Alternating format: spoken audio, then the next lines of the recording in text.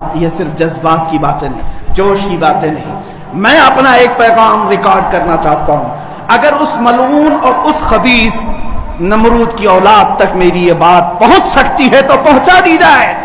تم نے بہت بھونک لیا اپنی مندر میں بیٹھ کر کے، تم پریس کلب آف انڈیا میں بیٹھ کر کے بہت بھونک لیے. کتے آپس میں اپنی گلی میں بہت بھونکتے ہیں. میرے اس میسج کو اس ملعون تک پہنچا دیں. اگر ذرا برابر بھی دم خم ہے تمہارے اندر، تمہاری ماں نے اگر دودھ پلایا ہے تم کو، تو اب میں مناظرے کا چیلنج نہیں دے رہا ہوں، ڈیبیٹ بھی نہیں کروں گا، بات چیت بھی نہیں کروں گا. آؤ میں اعلان کرتا ہوں 8 دن کے اندر تم دلی پہنچو، کسی میدان میں پہنچو، اپنی ساری مقدس کتابیں لے کر کے آؤ. انشاءاللہ العزیز یہ فقیر قرآن پاک لے کر حاضر ہوگا.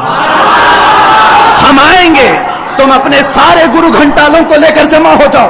میں مناظرے کا چیلنج نہیں دے رہا ہوں، توجہ چاہتا ہوں.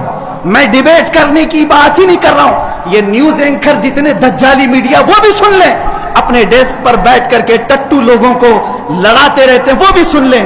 قرآن، اسلام، رسول کی ذات پر حملے کرانے کے لیے زرخرید لوگوں کو بٹھاتے ہیں، وہ بھی سارے نیوز اینکر، یہ پنڈت سب جمع ہو جائے میدان میں. یہ فقیر قادری حاضر ہوگا. ایک بڑی آگ جلائی جائے، آگ لگائی جائے.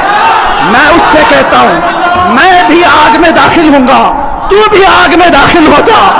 جو سلامت رہے گا اس کا دین حق پہچانا جائے گا.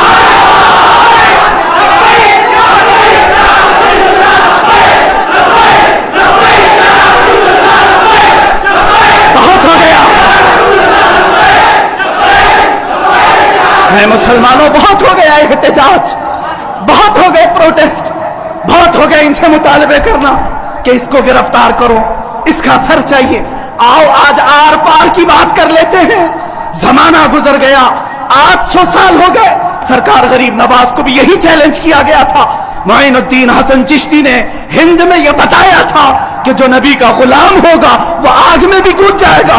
انشاءاللہ العزیز میں گنہگار ضرور ہوں، میرے اخلاق برے ضرور ہیں، لیکن جب بات میرے مذہب کی آئے گی، قرآن کی آئے گی، نام مصطفیٰ کی آئے گی، میں برسر اعلان آج پھر کہتا ہوں، آؤ تم سارے پنڈت مل کر کے آؤ، آگ لگائی جائے. تم سب پوری دنیا کو دکھانا میں بھی آگ میں داخل ہوں گا، تم بھی آگ میں آ جانا. دیکھتے ہیں کس کے جسم کو آگ جلاتی ہے. اگر میں سلامت رہا تو میرے دین کی بات ہوگی، اور انشاءاللہ العزیز مجھے یقین کامل ہے کہ اگر آگ پر بھی کسی کا حکم ہوتا ہے تو صرف میرے رب ذوالجلال کا ہے، میرے رب ذوالجلال کا ہے. بس اسی بات پر میں اپنی گفتگو کو ختم کرتا ہوں. اب احتجاج نہیں، اب پروٹیسٹ نہیں، سیدھے آر پار کی بات، میری یہ بات پہنچا دی جائے. اگر جواب آ جائے تو دیکھ لینا مسلمانوں، مجھے یہ یقین ہے کہ اس کا کوئی جواب نہیں آئے گا، اس کا جواب نہیں آئے گا. ہجڑوں کے پاس اس طرح کی کوئی بات کا جواب نہیں ہوتا. ان کی ماؤں نے اتنا دودھ ہی نہیں پلایا. یہ زرخری اپنے علاقے میں بیٹھ کر کے بھونک تو سکتے ہیں، لیکن آؤ مباہلے کی میں دعوت دے رہا ہوں، مباہلے کی دعوت.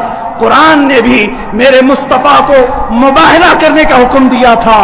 جب عیسائیوں نے بہت باتیں کی تو رب تعالیٰ نے فرمایا اے رسول فَقُلْ تَعَالَوْا نَدْعُ أَبْنَاءَنَا وَأَبْنَاءَكُمْ وَنِسَاءَنَا وَنِسَاءَكُمْ وَأَنفُسَنَا وَأَنفُسَكُمْ ثُمَّ نَبْتَهِلْ فَنَجْعَلْ لَعْنَةَ اللَّهِ عَلَى الْكَاذِبِينَ. اے رسول ان کو بلا لیں، آپ اپنے بیٹے بیٹیوں کو لے کر کے آئیں، اپنی عورتوں کو لے کر کے آئیں، اور خود جائیں اور ان سے بھی کہیں کہ تم بھی اپنے بیٹے بیٹیاں لے آؤ، اپنی عورتیں لے آؤ. بیٹھیں گے میدان میں، اللہ سے دعا کریں گے کہ جو جھوٹا ہے اس پر لعنت بھیج. اتنا ہی میرے آقا کو حکم آیا تھا. حضور گئے نجران کے عیسائیوں کے پاس، چلو بلاؤ، مباہلہ کرتے. ایک مناظرہ ہوتا ہے جو ڈیبیٹ کیا جاتا ہے، مباہلے میں ڈیبیٹ نہیں، سیدھے میدان میں، عمل کے میدان میں بات نہیں کی جاتی. حضور آئے کس کو لے کر؟ سیدہ کائنات فاطمہ الزہرا، حسن مجتبی کو، حسین اعظم کو، مولا علی کرم اللہ وجہہ کریم کو. 5 لوگ آئے تھے. نجران کے عیسائیوں نے پہلے تو مان لیا تھا چیلنج. جب یہ نورانی چہرے دیکھے تو عیسائیوں کے ایک بوڑھے پادری نے کہا اے نادانو، کس کو تم نے مباہلے کے لیے بلا لیا؟ اگر اس رسول نے ہاتھ اٹھا دیا تو قیامت تک تمہاری نسلیں باقی نہیں رہیں گی. اور مجھے میرے مصطفیٰ کے اس مباہلے کی برکت سے یقین ہے، لیکن میرے مصطفیٰ کی نسبت میرے ساتھ موجود ہے، میرے پیر و مرشد کی نسبت میرے لیے کافی ہے۔ انشاءاللہ العزیز مباہلے کے لیے فقیر حاضر ہوگا، جواب آ جائے اے سنی مسلمانوں انتظار کرو، اب لڑائی آر پار کی ہو جاتی، دیکھا جائے گا کس کا دین حق ہے، کس کی کتاب حق ہے، کس کا رسول حق ہے، اسی بات پر خاتمہ ہوگا۔ وآخر دعوانا الحمدللہ رب